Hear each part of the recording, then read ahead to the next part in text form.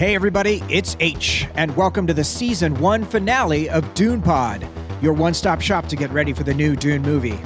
This week I'm joined as always by my co-host Jason. I love how people are drawn into this movie to their peril. Just, And by film producer and host of the podcast, Best Movies Never Made, Steven Scarlata. Maybe because it was the dub I had. It was like fifth generation from that Japanese Laserdisc. On this episode, we discuss the brilliant documentary Steven conceived of and produced, Jodorowsky's Dune. We explore how much madness is too much madness, the path of the spiritual warrior, and why it's important to say yes in life. If you're enjoying the show, we need your help. Please be sure to leave us a rating and a review wherever you listen to your podcasts, as it really helps new listeners find the show. And now, without further ado, Jodorowsky's Dune. Well, the first question that I have is, what exactly does a producer do? Yeah, I guess in the case of this project, I came up with the concept, the idea to do it, the documentary. I was friends with the director. We've already made a documentary beforehand called New York Hardcore. Yep. Where kind of the same thing happened. I brought the project to him and he directed it. And because I guess I discovered the project, researched it, brought it to him, I became, the secondary, like the producer on it. I don't know if I want to call it secondary because I guess they get the last Oscar. Which is a big one. Yeah. And so, but for Jodorowsky's Dune, I picked Frank to direct it because he was European and he kind of understood their mentality. The producer, Michel Sardou, and Jodorowsky in Paris, and Sardou, and same thing, him being European. So as a producer, I pretty much, like I said, I researched it. With all the cuts that came in, I just helped shape the film with multiple notes. Throughout the process of the film, I had the storyboards, and pretty much that whole third act, when you watch the film, we're comparing it to other movies. crazy. So throughout the process of editing, I was constantly going through the storyboards and, hey, why don't we show this storyboard during this part? So, Oh, and I wrote all the questions pretty much for Frank to ask. He's good at interviewing, so he was able to do his thing. But one thing for me, for producer, for my limited understanding, is exactly what you said of identifying a project, figuring out something to do, and then putting together a team to go do it, which seems like a really exciting thing. Mm-hmm. Jason and I are both from the tech world, from product management, which is sort of like oftentimes assembling teams, figuring out what the product or project is going to be, and then going and driving that execution. So it seems somewhat related to product program management, production. But I will say, Steven Scarlata, welcome to Dune Pod. We're so excited to have you here to give us the inside story of making Jodorowsky's Dune, and also just to talk about any other Dune-related stuff. So welcome to the pod. Oh, really, man. Thank you, too, for having us. Jason, nice to meet you. Yeah, nice to meet you. Yeah, thanks for doing this. All good, man. So as I mentioned, we're covering tonight's episode. This is the Dune Pod Season 1 finale, and we're going out with a bang. This is Jodorowsky's Dune, the 2013 fantastic documentary about an attempt at making Dune 35 years ago. And so a pretty incredible story, and we're going to get into that just around the corner. Next week on Dune Pod, there is no Dune Pod. We will be on hiatus, taking a brief little vacation, possibly a bonus episode, because naturally, after 4 months of doing this podcast, the week we choose to take a break is literally the day we would be recording is the day the trailer is going to be dropping. Surprise, Dune news. But so we're on hiatus next week, and then we'll be back the week after that. So getting into Dune news. Would you like to know more? The trailer is coming on the 12th. This isn't 100% locked in, but there's been some pretty serious rumors about it. There was a report with photos last week from Dune News, at Dune News on Twitter, and we saw images of Stephen Colbert and a bunch of the actors. Unfortunately, that stuff has all been removed, scrubbed by the media asset control police. But we know it's out there and coming soon. What do you think, Jason? Like, how you feeling coming on final approach? I believe that none of these things are actually going to happen. It doesn't seem believable that any of that's going to happen. I don't believe the movie's ever being released. I think this is my consistent position, and I will wait for any counter evidence that comes up. You've been consistent for sure. Yeah. I am increasingly nervous about the blue eyes. That's the one thing I'm worried about for the whole project. Other than that, I think everything's going to be fine. Yep. So one more piece of Dune news, just briefly. Denis gave a great hour-long interview with the Shanghai Film Festival remotely, and he told a lot of stories about casting, about working in quarantine, what his process was, and some of the things were pretty interesting. He talked about how for years he said that Dune was his dream project, and he was telling everyone about that.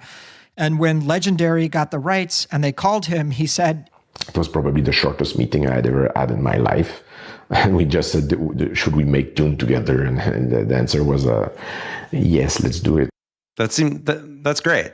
That's great. That's also that's one of my favorite lines in Jodorowsky's Dune is when he says the reason he wanted to make it, and he says "solamente a Dune" is like the only thing he wants to make. It's great. I love how people are drawn into this movie to their peril. Yeah, exactly.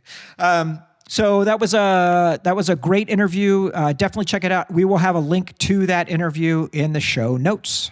So, Stephen, do you have a history with Dune in general, the books or Lynch's movie or the sci-fi, the board game?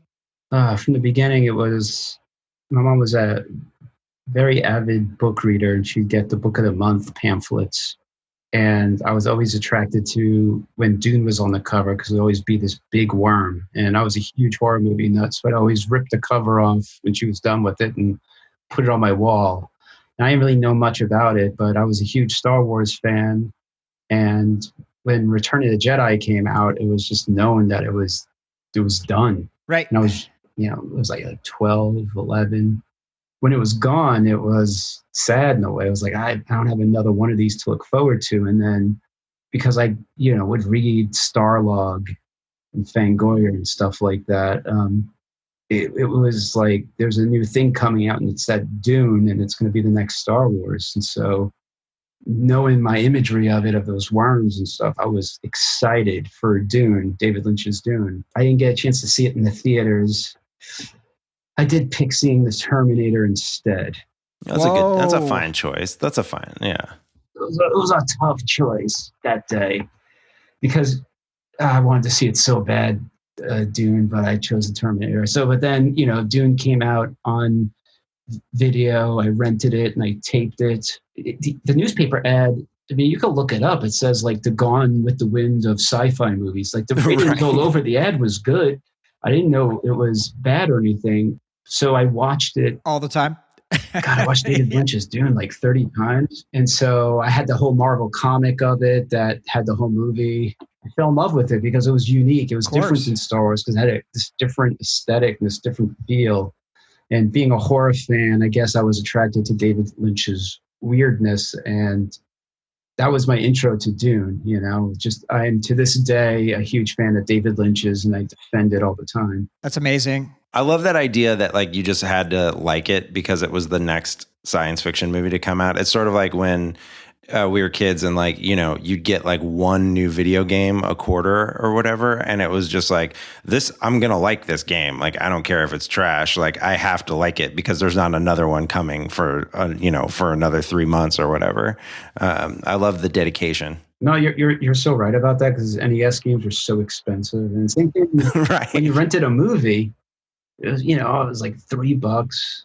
Yeah, it was a commitment. But you had to put the deposit down. My first movie that I rented was Lord of the Rings when I turned 13, and my parents got me a membership at Camelot Video, and you had to cobble together $78 to give them as a deposit. So like all my friends were all kind of getting the money together, hand it over, and then pay the $3 rental fee, and then go watch it, 10 times over the weekend, and then turn it back in and get our money back. I didn't know that. That's crazy.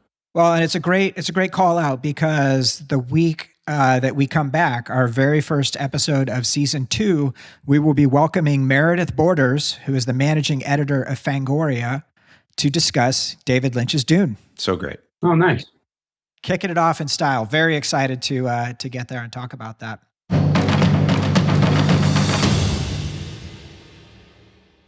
So, shall we dive in? Yeah, let's do it. I'm very excited, obviously. I keep jumping ahead. All right, here we go. Jodorowsky's Dune is the story of an inspired madman and the lengths he would go to in an epic quest to transform the consciousness of humanity through art. Alejandro Jodorowsky was a radical experimental filmmaker in the mid-1970s who, through a chance encounter, got the rights to make the biggest science fiction film of all time, Dune. He assembled what would become one of the most legendary crews of artists and filmmakers and inspired these disciples to commit themselves totally to achieve the highest expression of their art. Together, their art did change the world, just not in the way he originally intended. Jodorowsky's Dune. Yeah. And I guess let me just say at this point that I love this movie. I think this is just an absolutely fantastic movie. I saw it in the theater when it came out, and it's I think a testament to how good it is that when I was watching it again last night for this pod, that I had the exact same experience that I had in the theater, which is in the first 20 minutes, you're like, this is a crazy person who is just, I can't believe anyone would think he should make a movie. And by 30 minutes in, you're like, I want to follow this man to the ends of the earth. I will do whatever he asks. Yeah. And I was completely, I had seen the movie in the theater, was seduced into Jodorowsky, had forgotten about it, and then saw the documentary again and was ready to sign up a second time. It's just very powerfully conveys his charisma and attraction. Yeah, that's what got me interested in the project in the first place, was because I was a big fan of his. I accidentally stumbled upon him back in the video store days, to go back to the video store days again. I just got into film school, and I guess I was just looking for something more challenging. Mm-hmm. And I stumbled upon this videotape called Santa Sangre, and it had Claudio Argento's name on it. And I was like, oh, there's an Argento on it. So it's got to, it's probably good. And then I watched it, and then it became one of those movies that whenever friends came over, I had to show it to them. You got to watch this movie. It's crazy. Didn't really have a computer and internet really at that time. So it just became one of those people you just start searching for. Right. What's this director's name? What else is there? But back then, it's not like today where I have the Blu-ray set. You had to seek these things out, and there were bad copies, and eventually would stumble upon, Holy Mountain and El Topo, and just became in love with this filmmaker because there was nothing else like him. And in any interview you'd find with him, it was wild what he was talking about. It matched the cinema he was making. And that's when I discovered this website called The Symbol That Grows. And that's when I first read about his version of Dune. He was going to make Dune, and it was because I'm such a huge fan of David Lynch's. Yeah, it must have been mind-blowing to find that out. Yes, it was insane. Yeah. It must be you really discovered something. You're like, holy shit, this almost happened. Yeah, it was why did I know about, you got whatever you got from magazines and stuff. Sure. It's easier to get that Cinefantastique now that gets into Jodorowsky's Dune. I didn't have that yet. And, then I had to buy Starlog from eBay to get whatever little bits I could. And then eventually, you guys probably aware of Mark from @DuneInfo. Mm-hmm. You guys follow him. He's the greatest in the world. He's, he's incredible. To this day, we do email each other constantly. He's the greatest. But he was one of the first people to put up some of that concept character art of Jodorowsky's Dune. That's what started this all. I need to find. Well, before he put that up online, I was going to the library trying to find whatever I could. So it wasn't a documentary at first. It was more an obsession to find out everything I could about this movie. Buying those Starlogs, going to the library, and then finding the newspaper clippings that O'Bannon was attached, and finding out, putting this whole thing together. And then when Mark's stuff popped up, Dune Info stuff popped up, then it was oh my God, it was a revelation seeing imagery for the first time. It is real. It's not just in my head. Exactly. I couldn't believe it. And then in the late, I guess 07, 08 is when I went to the director, Frank, and brought him the project. Mm-hmm. This could be our next documentary.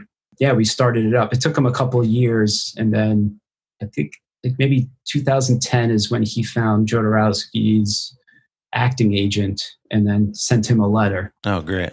And then 2011 is when Jodorowsky finally attached himself to the project. And it was unbelievable because I spent so many years making stuff that never got made. And I was been researching this thing as a passion for so many years. It got to a point where it was like, maybe you'll make a good documentary. You know, it just naturally formed into that. Sure. After spending so much time at the library and finding whatever tidbits I could. I mean, today, if you research it, it's everywhere. But back then, the whole process of trying to track down a lot of this stuff was pretty difficult. What was it in Jodorowsky's work? Like, what was it in his work that when you saw it for the first time that really resonated with you? Like, what was it that pulled you in? I mean, in Santa Sangre, I think the first thing was the death scenes of the POV of, it reminded me of Argento a lot. And then eventually it was just like, it was like the symbolism. It was like every scene meant something in its own way. And then eventually when you get into like Holy Mountain, which is a totally different movie, it was like, wow, every frame of this movie is a piece of art. You know, every scene of this film means something. Like when I first watched it, I read it as a totally different movie. It creeped me out and it scared me. It was because I'd never seen stuff like that before. It was almost like a horror movie. It freaked me out. But then years later, watching, maybe because it was the dub I had, it was like 5th generation from that Japanese Laserdisc. Maybe that's what made it so creepy to me. But then years later, getting the Blu-ray and then breaking it down and seeing like, whoa, now I'm watching as older and I'm seeing that this is also a movie about ego and about many other things besides that. Like it was just, there's so many levels to it. Right. So I just watched Holy Mountain this weekend. I mean, I was definitely trepidatious going into it, and I just threw it on and I was like, not taking notes. I'm just going to drink a couple big beers and sit back and let this thing have its way with me. And it was so intense and absolutely, I think the way you described it is in the film is like an art project from another dimension coming across. And it is so staggering. Some of the shots there are so incredible, and the scope that he accomplished, whether it was the outdoor shots or like the crazy frogs versus lizards in the playa, and all of the stuff with all the different folks, and then the whole journey to the Holy Mountain for the end. It's interesting. It exists in multiple segments. The movie completely shifts tone and style multiple times. I don't know. It was beautiful to look at. Yeah, it's like unlike anything else. And yeah, that's what I was so drawn to it.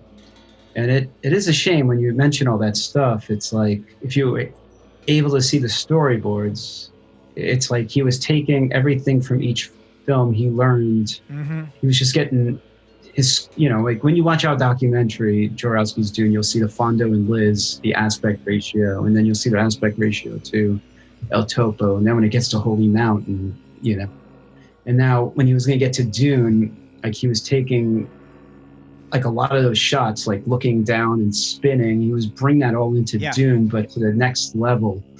When you see like the Dali, the Emperor's spinning room in the way it was being described, it's like, oh, I know that shot from the Holy Mountain, but now this is him taking that shot to the next level. Something about the color in the 70s as well. It's just so beautiful.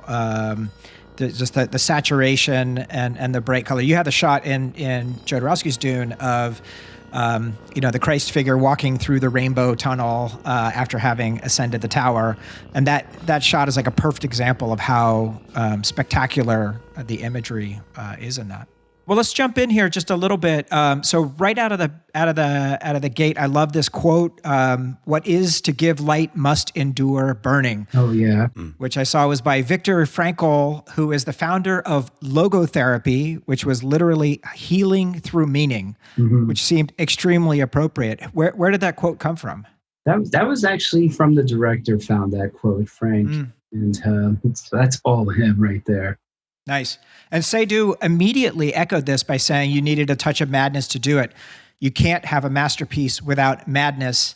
and maybe Dune had too much madness. I love that guy. He seems great. Oh my God, so cool. He seems like he'd be a fun person to have put you up at a chateau in the French countryside or something. What's crazy about it is that him and Jodorowsky hadn't spoken in years.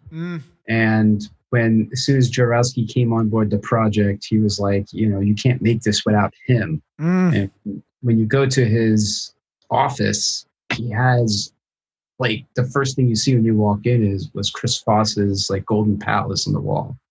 Like I remember taking pictures of all the costumes, and they were all in frames. He had everything all over like the movie never got made. We weren't making the doc yet, but when we went there to get the concept art, he had it all over the walls in his office. So you could tell it was something that, he wanted to make this so bad. Amazing. I love all of the shots of Jodo in the credits, in all the various forms from El Topo and Holy Mountain and whatnot. But the thing that struck me so strongly throughout the entire film, his voice is magic. Jason, you're talking about wanting to follow him to the ends of the world. I mean, I think that is such an important part of it, just the way he speaks, the sound, and he is like a shaman. What is the goal of the life? Is to create yourself a soul. For me, movies are an art, more than an industry. And it's a search of the human soul, as painting, as literature, as poetry. Movies are that for me.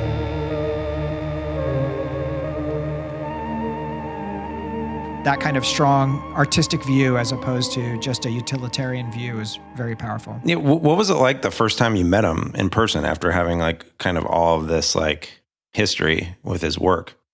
Oh, it was surreal because I was like the wall we start with that you mentioned. I've seen it so many times in previous interviews, and I couldn't believe I was there in person in that room with him. We didn't shoot the first time we just got to Paris, and we sat down with him for like maybe an hour or less than an hour we're here and, just to talk a little bit.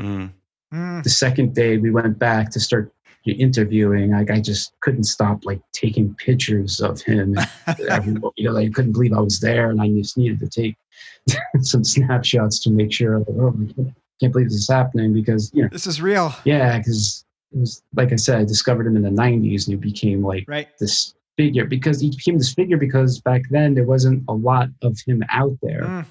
He was like mysterious. And then I kept checking, throughout the 90s, he was supposed to make The Sons of El Topo, and it just never got made. And I just kept checking IMDb every day to see the progress, to see if it was still there. It was like, oh my God, we're about to get another Jodorowsky movie. I remember, he was such a big deal. And because I guess he was such a big deal because you never really saw him. He was like mysterious. And so that just made it greater in my head. And the type of, he only made very few films, but they were so important. So, but yeah, it was unreal for me to be there. It really shows how much culture has changed as a reflection of the internet and technology. Like it's hard for us to even go back and remember what that was like to not have IMDb to be able to check at any time. Or just to be able to have access to all information in the world if you're willing to go do the searching. Yeah, it's a trip because I do a podcast on movies that were never made, and I'm doing kind of, I'm researching tons of my next documentaries while I'm home, and the ones I like to research, one of them I can't say what the title is yet, is one that I can only research at the library because the stuff is there and that's the only place you could find it. And it kills me. I can't be there to keep digging into those files. But the ones you could easily find here on the internet are the ones that, but everyone has access to, but it's just more about, digging in to the stuff that's, like when I'm doing this we do our podcast, luckily I can find a lot of stuff on the internet, but it's like when I go to the library and I can only find that stuff there is the stuff that I just love and I'm way more attracted to, I guess, because it's not so, it kind of brings me back to like, it's not so there. That's not where I'm trying to say. Not so, it's just not so easy. Yeah. You're in a special era of folks who are willing to dig deep and do that research and go the extra mile. Certainly the idea of making a film that simulates the experience of LSD, having people feel like they are on a drug is a pretty bold idea. But the thing that he said, and he says it a couple of times in the film, I want to create a prophet to change the young mind of all the world. For me, Dune will be the coming of a god, artistical, cinematographic god. That I think speaks to part of the power and why it is so enduring.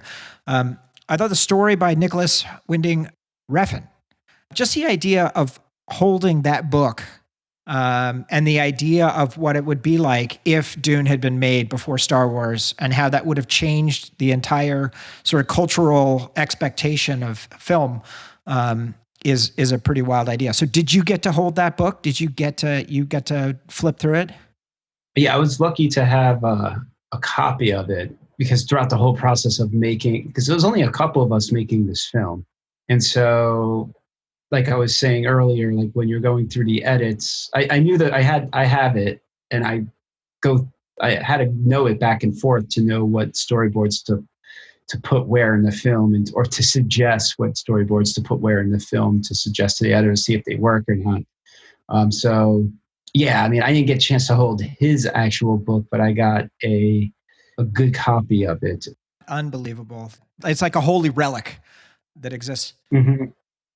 No, I mean, I think it's interesting too when he talks about his intention of like, creating a prophet or, the coming of a god with Dune, because this is obviously thematically relevant to the source material. I just think there's a number of ways in which, like, from his intention of creating a story of a prophet to the end point of where he finishes the story with Paul's death, where he makes these tweaks to the story of Dune that kind of solve some of the problems that we've talked about in previous episodes, where it's like, oh, Paul becomes a messiah, but that turns out to be a big bummer for everyone. Like, he had a different trajectory on this from the beginning that I think was, that you can sense his intention just from the jump of the documentary that helps make it really clear.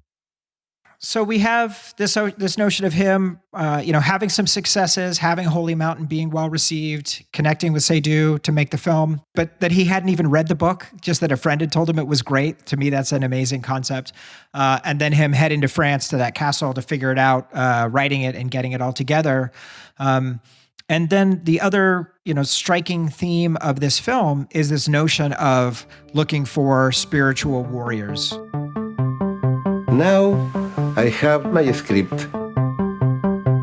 I need to find the warriors.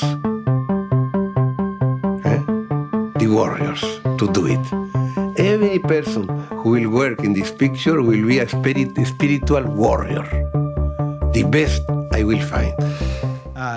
And that idea of turning to Mobius. So let's just spend a few minutes talking about that. Mobius's artwork, I mean, he's obviously one of the most legendary comic artists and one of the most influential artists in history. One of the things that works so phenomenally well about this documentary is the use of the storyboards and the animation of the storyboards to lay out the stories, whether it's the long shot, that's the homage to Touch of Evil or other pieces. So how did you accomplish that, especially with such a small team? Because it is gorgeous, all of the use of that. Oh, thank you. When I pitched this project to Frank, because years ago I was very lucky and humbled to get like a tour of Rick Baker's studio at one point. From my friend Mike Wang brought me over there, and Wow. He was working on this movie that never came out, and I got to see all the sculptures for this film that looked amazing. And then the movie never came out, and that was the first time I was able to see it was like when I first moved to LA to film school. It was the first time I saw like, oh wait, wow. So before a movie is, I was naive at the time. I didn't, like I was saying earlier, no internet, no, I didn't have a Laserdisc player to no commentary. It was just that I didn't realize how much work can go into a movie that doesn't get made. And so I remember when I was pitching to do this doc to Frank, I was like telling him, wait till we go over there. Imagine all the stuff he has. Like he's going to have so much from this production. It's going to be amazing. And then I think like when the question Jason was asking, like the first day we met him and everything, the first day I met him up in Paris, we asked him like, does he have anything? And he was like, nope, I just walked away from the production. Oh no. Yeah, and trust me, for years while we're making the movie, we're just trying to figure out like where did that stuff go? It must be a treasure trove, or like who kept that stuff? Like where is it? Like it's all, who knows where it is? Like like he walked away from it. Amazing. All there, and so he had nothing. So it was like, my favorite movie is Jaws. Like like when Spielberg was. Not trying to compare us to, I'm just saying Jaws is like one of my favorite movies. When Spielberg was making that classic story, the shark didn't work and he did. So we didn't have a lot as much as we thought we were when we were editing. We had storyboards. Boss, we only had permission to use only a certain number of his Dune images, and same thing with Giger, because you're dealing with artists and right. You're dealing with an independent movie with not a lot of money, so you can only use so much. So it was just this, how do we, and there was no like photos. If you really watch the movie, there's like maybe 2 behind the scenes photos. Right, just the Sardaukar guys or whatever. Yeah, that's it. That's all we had. We had nothing. Now, like I was bringing up Dune Info, and Mark, he sends me stuff. I'm like, God, I wish I had this. like how many years ago, because now stuff is starting to kind of seep to the surface. I would have never thought about that. I would have never thought that the movie was lacking in any way for content, because it was so powerfully done, and especially Mobius's artwork is so phenomenal, that it really carries that. Oh yeah, thank you. Yeah, it was. Yeah, that's it was. We wish. Wish we had more we could have shown, but it was sure. Yeah, we were limited to, because like Mobius's storyboard book is phenomenal, but you can't show every image in there because some images are some of it. It's a couple, there's frames that are just lines. It's just because the whole thing is story. You couldn't exactly draw every single moment, so there, so it's also like going through it with a fine comb, like to figure out like what image can you use, to carry the narrative forward, right? Step by step. I think that's what it does so effectively. And I love how you unfold throughout the course of the film, right? You're adding people or removing people from the story. I love that the story of Douglas Turnbull and the idea of him kind of rejecting him as a spiritual warrior. And I don't know, like, to what extent is that Jodorowsky's take on it? If he's choosing not to do him versus it's not working out, Trumbull not wanting to work with him. I do want to call out, I meant to call that out a few minutes ago. The score in this film is so fantastic. This is by Kurt Stenzel. Like, how did that come about? Because his score was so perfect for the film. Yeah, Frank and I's first documentary we did together was called New York Hardcore, about the New York hardcore music scene. And Frank was that was the thing that Frank and I bonded on, was like New York hardcore music when we first met. But Frank knew him from a band called Six and Violence from the New York hardcore music scene, and just kept in touch with him. And after he left that band, he's just doing his own thing. And we always knew when we were talking about this film that we wanted it to feel like a 70s movie, like this documentary. Like we just wanted, because Frank and I were obsessed with 70s films. So we're like, it's gotta be like a 70s movie, it's gotta feel. And so, yeah, that dude had the closest type of music that could resemble, like we were both big fans of Sorcerer and that soundtrack, so we kind of wanted something like that. Right. Finding Dan O'Bannon that notion, that drug story was unbelievable. When all of a sudden, at the conclusion of a sentence, he said, like this, and wham, out from his face shot these radiating lines of patterns, which proceeded to produce around his head a circular, shimmering mandala or kaleidoscope-like pattern with his face in the center and his eyes fixed on mine and the rest of the room vanishing into oblivion. He said, all right, I want you to do the special effects. And I said, all right. I said, well, hell yes. He said, good. I'll never forget his words. He says, now sell everything you own and come to Paris and prepare to have your life changed. I absolutely love that. That concept at each time people saying yes. And actually that's something Jodorowsky talks about through the film. Just terrific. Yeah, there's a lot that seems, what's your take on this in terms of, there's a lot that when Jodorowsky's talking about this where it's people just saying yes, and there's just chance of he just happened to be in the place where the guy was that he needed. Like, how much do you believe this is reality, or this is like he's telling the fantastical version of what happened? No, that's a good point. I'm not sure, to be honest, because I've read so many interviews with him throughout the years, and I've seen stories change here and there. And he was just such a great storyteller when he was telling all this.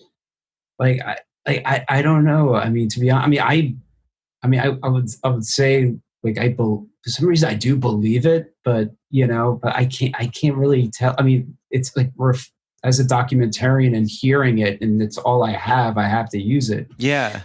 So, but it's like, but I hear you. Like, yeah, but then again, it's like, it's not just meeting Pink Floyd. It's walking in while they're mixing Dark Side of the Moon at Abbey Road.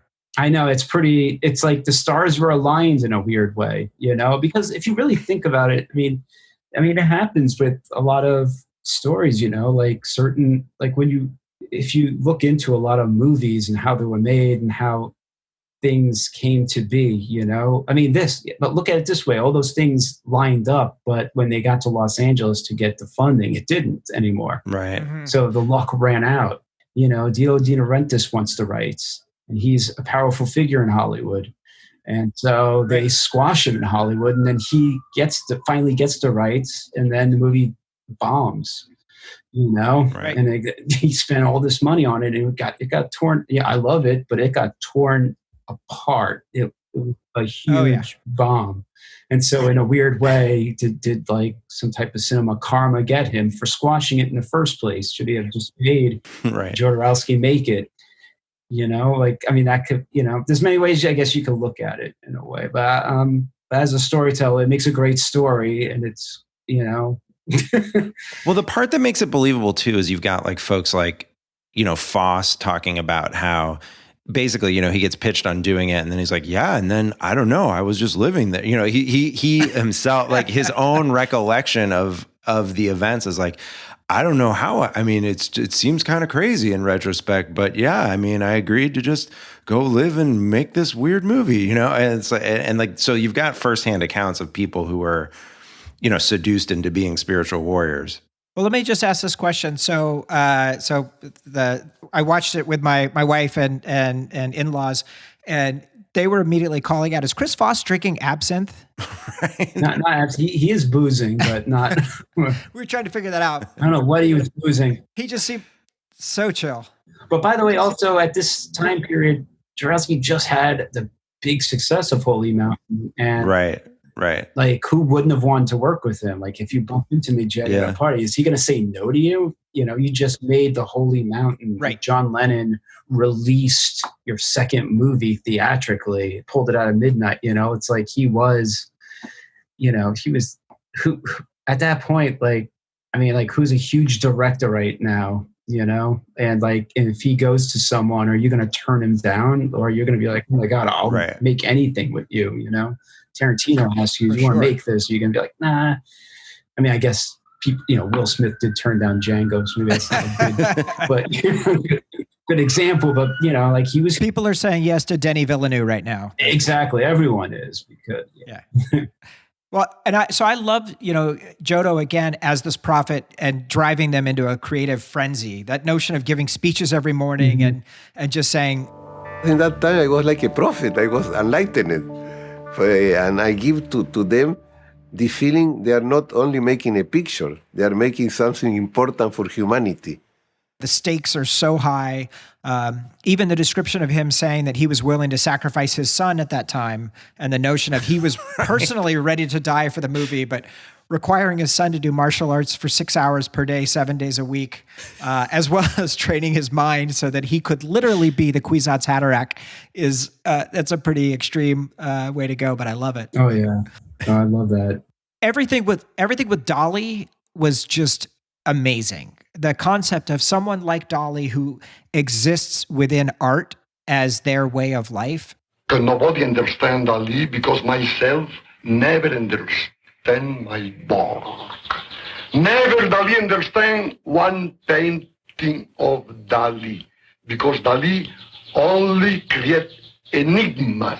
And the idea of them kind of chance meetings in New York and then going to Paris and then going to Barcelona, keep getting drawn along. And everything with the Amanda Lear interviews were fantastic. And the idea of Dolly being destructive, he'll say yes, but then he will try to destroy your movie. Like, that is crazy. I love the idea of Dolly as sort of like the surrealist, like Japanese Zen master who like will pose a riddle to you. And then if you answer correctly, you get to continue and meet him in another bar in Barcelona several weeks later. Right. Yeah, it's like an RPG game. Live. Yeah. Yeah, totally. But having a robot Dolly to solve the problem of screen time was pretty amazing. Yeah. So from Dolly, the trail unfolds and we finally arrive at Giger. In addition to having an art style which is completely unique in the world and being something that is so groundbreaking, for me, every moment Giger is speaking in this film, I have the hugest smile. In Paris, das war der Platz, wo Jodorowsky und Dan O'Bannon meine Arbeiten präsentiert sahen. Und da wollten sie mich dabei haben. I've just never heard a voice like that. It's riveting. Yeah, he's got a ridiculous screen presence. Oh man. Yeah, he was, God, the day we shot him, it was at his museum, and the people that just happened to be at the museum that day like lit up when they saw him. It was really cool. Right. Like that was amazing. Like getting him was poof. Yeah, because like I was like saying I was a huge horror fan. There was this show called This Is Horror. Was it This Is Horror Shadow Theater? They did a whole special on him once, and they were going through like his. Like he designed all this awesome stuff for Poltergeist 2 that just never got into the movie. Oh, wow. Like Alien is so good because he was there. If you look up the making of Alien and Giger, you'll see him on set sculpting those things. That's why it's so unique. And unfortunately, it came to Species. Like the design of Species is beautiful, but he wasn't there to sculpt it. Right. Poltergeist 2. He had to give his designs to someone else, and then they tried they're not Giger, so they couldn't really do it. So anyway, I was a huge Giger fan. So to go there and to meet him, and was even better was his museum. They had this awesome, he did this concept art for this movie called Dead Star, which is Event Horizon, before Event Horizon, where they see Satan in space, and oh my God, he had the picture. He designed a Satan in his museum, which was incredible. That's another one of these movies I wish would have got made, Dead Star. But anyway, he was the one person we shot that did have a translator. When we shot Jodorowsky, whenever he was speaking Spanish, we had no idea what he was saying. It was, let's cross our fingers. Let's hope we have. Let's hope this is good, So. Well, and so Jodorowsky, the idea of using different artists and different bands to portray the different major factions in the film is kind of a genius one. Absolutely, yeah. And his desire to have Giger to do exactly what he is doing and to say that he has an ill art and that's the look he wants for the Harkonnens, down to the castle with the ship entering through the Harkonnen, the Baron's mouth. The castle. Open the mouth, a tongue go there out. The spaceship came in the tongue. And then he said, and so visceral. All of his descriptions, like the way he imitates the tongue extending, and like the description of like the, eating the vitamin E pills. Yeah, the David Carradine swallowing his vitamin E pills. He does a lot of he does a lot of tongue work. Jodorowsky. Yeah. It's such a great concept to use a different artist to design different elements. Have Mobius design all the costumes, while Giger only takes care of the Harkonnens on that planet. Yeah. And only one band is taking care of that planet. I don't know who else ended up doing that after this.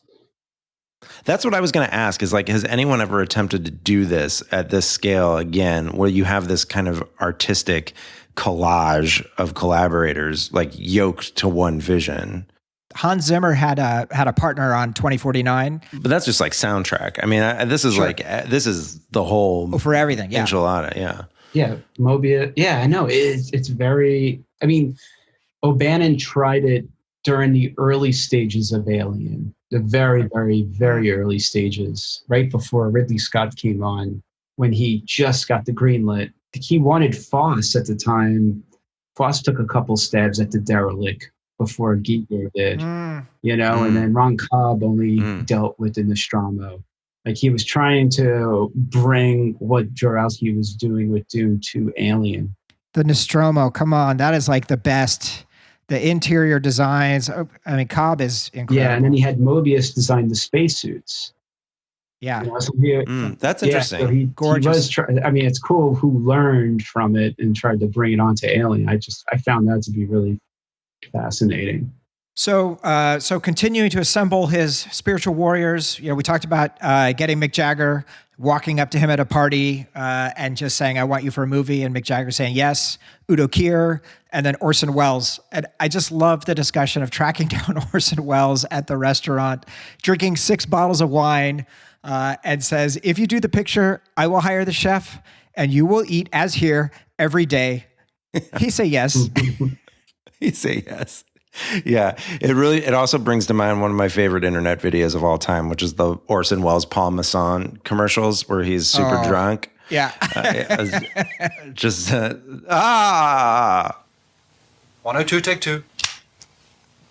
The French champagne. 102, take 3. Action, please. The French champagne has always been celebrated for its excellence. So it's just absolutely fantastic. That's amazing. I also like, on the Mick Jagger thing, I also like, there's a cut somewhere in the movie where they show, where you guys show a storyboard or a concept art of Mick Jagger as Fade, and the caption to it is, "Fade burns a butterfly and smokes a joint." Yeah. That's what's described as happening. Yeah, I think it was his is that his introduction scene to the film? It's very bizarre.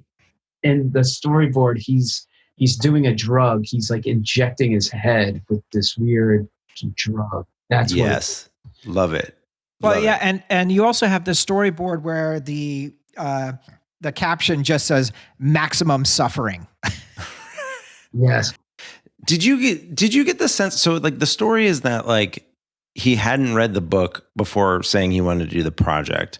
Obviously, he took tremendous liberties with the source material, but who was doing was he going through the book and like sort of pulling things out, or how was that referencing back to the source material actually working once they were going through it with the assembled team? I guess surprisingly, if you did look at the storyboards, it's not 100.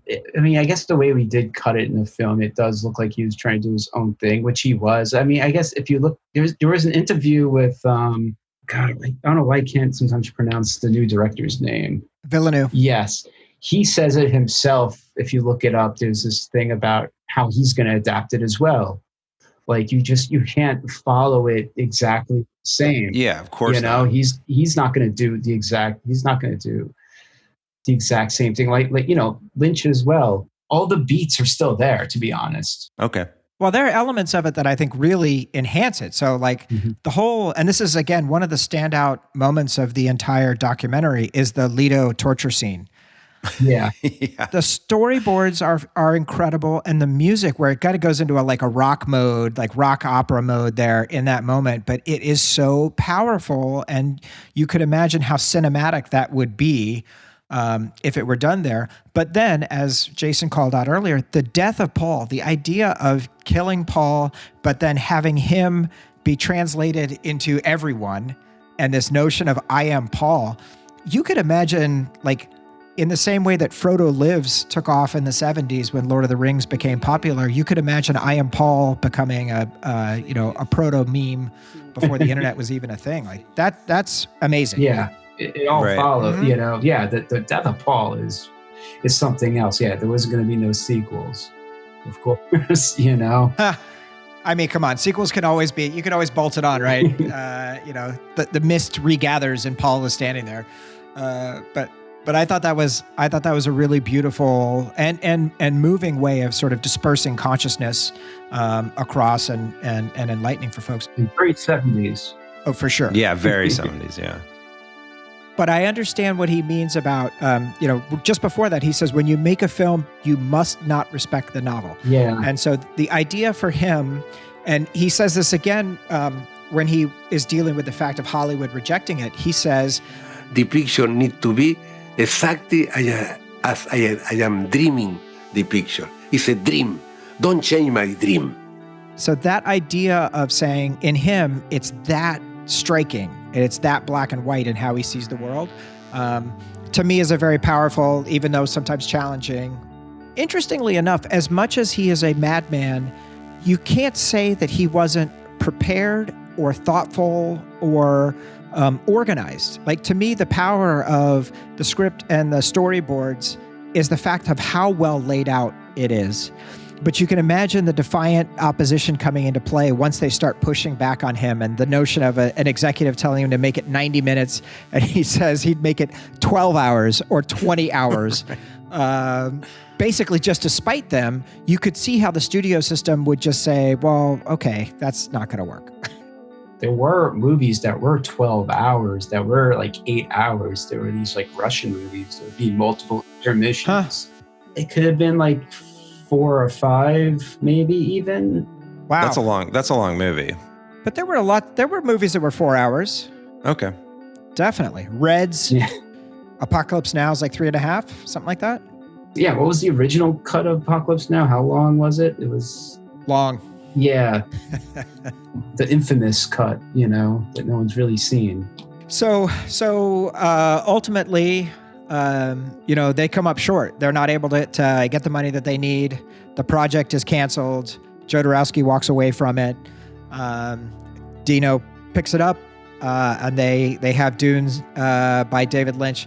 And I love the description of him saying he goes to see the movie like an ill person, being almost carried in. That's the best. And then step by step, becoming so happy because the movie is awful. And he did note this week he was interviewed, and he said that we'll now do this big, enormous picture Jodorowsky didn't do. Will be fantastic. The director is a genius. Nobody can be a genius in Hollywood. Nobody, because it's a business. Yeah, that was a trip to see that. I mean, it's cool that he's going to watch it, though. For sure. I think his he'll just know his heart was broken by this, and so he'll always be affected by that. Yeah, he comes off very positive in the movie, which is great. But I mean, there were moments when we were there. You could still see it was upsetting, to him. Like you were saying earlier about what Raflin said about the Star Wars thing. It could have.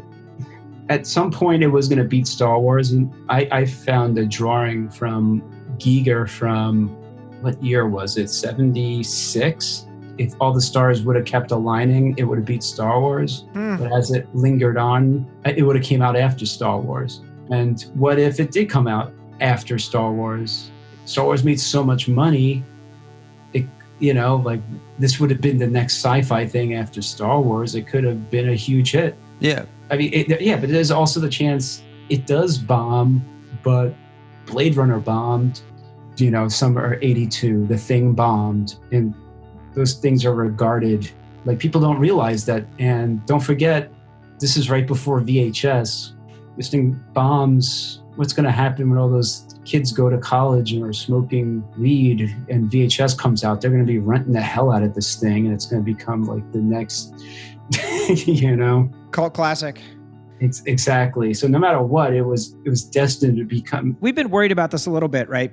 You have Blade Runner, which is an incredible film by Villeneuve, but not well received, not a huge box office success. So we're definitely nervous about the idea of we want this one to work because we don't want Villeneuve in director jail. Yeah. And we want the sequel to be made. We want this thing to happen.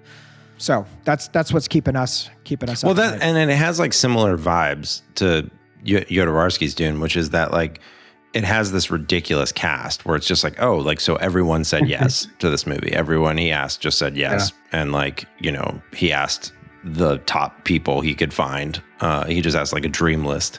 And so it has like kind of a similar feel. Good point. Yeah. So I do love he begins, and you guys build this so well through the end of the film with his assertion. Have the greatest ambition possible. You want to be immortal? Fight to be immortal. Do it. You want to make the most fantastic art of movie? Try. If you fail, it's not important. No? We need to try. I absolutely love that that notion of you're going to hold yourself to the standard, you're going to make the effort, and that's where the success happens regardless. And then as you described earlier, obviously the legacy of this film, whether it is O'Bannon, Giger, Mobius, and Foss going on to make Alien, one of the greatest films of all time, or, Star Wars, Terminator, Flash Gordon, Prometheus, Raiders of the Lost Ark, Blade Runner, Fifth Element, Contact, and then the comics, which I read years before I saw Jodorowsky's Dune. I read Incal, I read Metabarons. I loved those comics. They were like totally bonkers, and the artwork was so incredible. So I just love the impact that they were able to have in their team and beyond. No, absolutely. It's even crazy like how much like the Incal has influenced. I was going through it and I was like, there was like stuff from episode 2 in there. There was like, I guess in some ways like O'Bannon meeting Mobius and then doing The Long Tomorrow, which, influenced, their meeting and doing that and what that even inspires. There's just so much to it. And that was the crazy thing when we were working on this before we had the ending, was going through all those stories and realizing that whole aspect of it, of how much it really influenced. We were sad about the ending to it, and I'm like, wait a second. Right. That's the one good thing about the film we were happy about, was just artists watching it and being like, it inspires me. Like the failure of it does inspire me. It does help me with my failures. It's truly inspiring. Like that is the power of the film. It lifts you up. I even just getting ready when we started to talk about doing this podcast, I just went back and rewatched the trailer. This was 6 months ago or something, and I got so pumped just hearing him describe what they did and what they were going for that I was ready to go. Jason, final thoughts on this, or any other things we learned about Dune 2020? It does make me excited, because I think one of the things that we've talked about as we reviewed Villeneuve's work for this podcast is just how ambitious he is. Particularly with like 2049, he took on so many of the most iconic scenes from Blade Runner and just decided he was just going to do them more. Whether it was like the Tears in the Rain scene or the Void Comp test, he was going to take on these real titans of science fiction history and just do more of it. And I think similar as the theme of this movie, is that, and ambition and really trying and really going for it is a key part of making art. And so it makes me excited. And all the jokes about, I don't think this movie's coming out, or I don't know what's going on with the reshoots, or I don't even know if we're going to get the trailer next week, notwithstanding, all of which I do kind of believe. I am glad that they're going for it in a big way. How about you, Stephen? Any thoughts on the new film? No, I'm excited. I don't watch trailers, so I'm gonna have to miss that trailer. But I know I'm really excited. I mean, I was excited when Peter Berg was going to make it. I was excited when whoever else was attached to make it. I just wanted to see a new one. But I am happy that, this is. I read the Berg script, so I am happy that this is the one. Even though I haven't read this script yet, but I'm happy for him because he's going to do it in 2 films, which is the right way to do it. Yeah. And the cast is phenomenal. And I love, like you guys watch Sicario, and those deserts in that are so beautiful. Yeah. And the Blade Runner, when he goes to see Harrison Ford, that whole sequence, there's so much. It's almost like how Jodorowsky, when you watch his films, like, there's like a little bit of Fremen in the Fremen people in El Topo.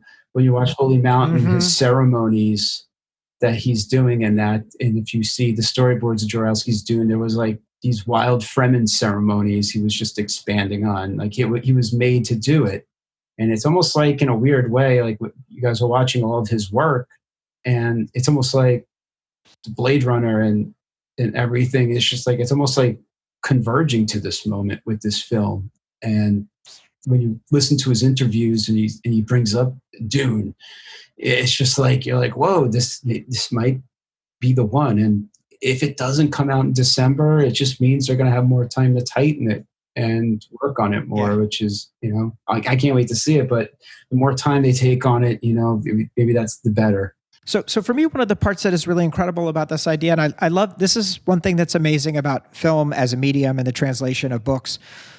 You have Jodorowsky, who his vision around this was so sort of artistic and unbounded and spiritual, right? And mystical, and kind of sweeping and majestic. And then you have Villeneuve, who is rooted in reality and having things be grounded and things really being sweeping and majestic and absolutely gorgeous to look at, but having this sort of fundamental reality underlying all of it. So I love that idea that we can get different versions and see where they're at. I do want to ask, did you do Peter Berg's Dune on your pod? No, we have not. Okay, because I want to hear it. I want to read that script, and I want to hear that story. Yeah, no, we have not touched Dune yet on our show. I do want to touch on the very first Dune before we get to some others. I mean, I am happy we're getting this one, then that one, but like I would still take, I would have loved to. I would have just been curious. Keep us posted. Give us a call. Yeah, it's. I think all the ones that were canceled before this, I mean, it's probably for the best, because I've read through some of those other treatments and scripts, and right. Mm-hmm. This one, expanding it to 2 films is like that's the way. This is the correct time and the correct one to have at this moment. I hope. We're going to find out. So we have one last bit of business. So every episode we take a moment, and this is our first time to do this in a documentary. So if you had to cast one role in your documentary with Tilda Swinton, who would you have Tilda Swinton play in your documentary? Oh my goodness. Out of people we interviewed, or? Yes. Yeah. She would take the role of one of the people you interviewed. No. Let me think for a second. I'm gonna go with Giger. That was my choice. Giger. My choice was Giger because it reminded me of one of the roles from Suspiria.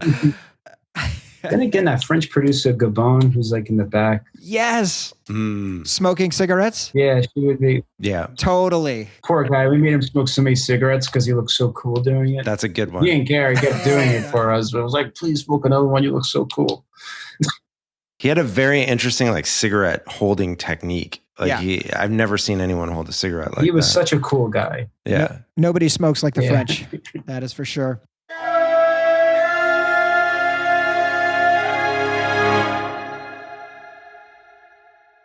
That brings us to the end of that segment. So now we are going to go to letters.